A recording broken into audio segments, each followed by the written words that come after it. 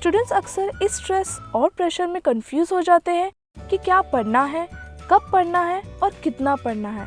इसका उत्तर है एक प्रॉपर टाइम टेबल और स्मार्ट प्लानिंग। इसलिए हम आपके लिए लेकर आए हैं टाइम मैनेजमेंट और टाइम टेबल प्रिपरेशन टिप्स, जो आपके एग्जाम्स के लिए डेफिनेटली हेल्प करेंगे। दोस्तों, अच्छी तैयारी के लिए आप अपनी सुविधा और समय को ध्यान में रखते हुए बनाएं।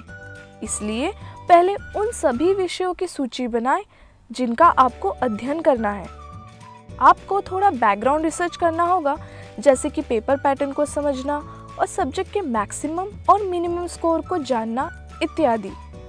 यहाँ पर उदाहरण के लिए हम एक बोर्ड एग्जामिनेशन के मॉडल क्वेश्चन पेपर को ले रहे हैं।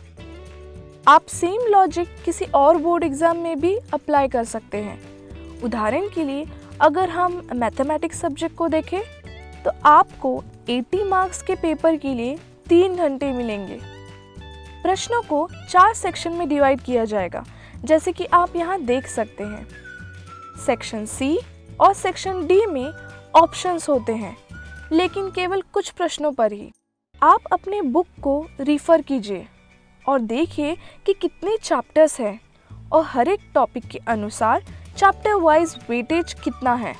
एक बार आपको टॉपिक्स पता चल गए तो आपको डिसाइड करना है कि एक लिस्ट बनाना है, कौन से टॉपिक्स आपको डिफ़िकल्ट लगते हैं और कौन से टॉपिक्स आपको इजी लगते हैं।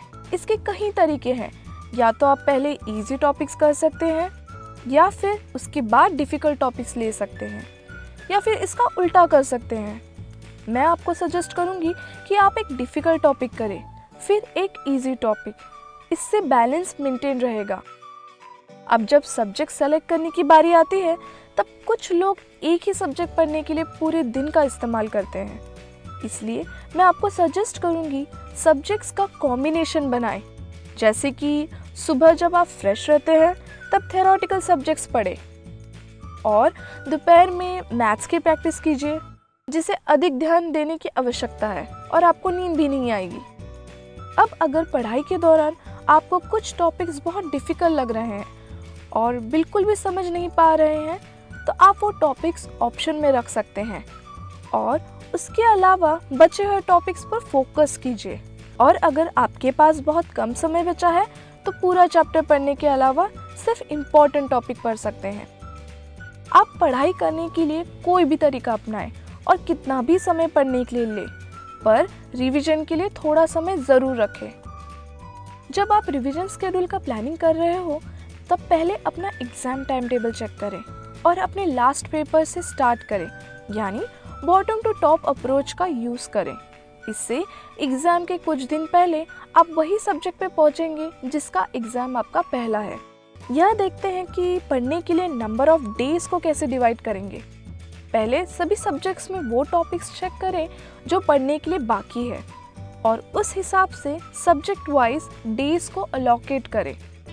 उदाहरण के लिए अगर मुझे 20 दिन साइंस सब्जेक्ट कंप्लीट करने में लगेंगे, 30 दिन मैथ सब्जेक्ट कंप्लीट करने में लगेंगे और 15 दिन इंग्लिश सब्जेक्ट कंप्लीट करने में लगेंगे, तो उतने सारे दिन कैलेंडर में मार्क करें। उनमें से 6 दिन पढ़ने के लिए और प्रैक्टिस के लिए रखें और 7वां दिन रिवीजन के लिए रखें। टाइम को डिवाइड करते हुए अपने आप पर बर्डन ना लें, अच्छी तरह से ब्रेक लें, समय पर सोएं, हेल्दी खाना खाएं और फिट रहें।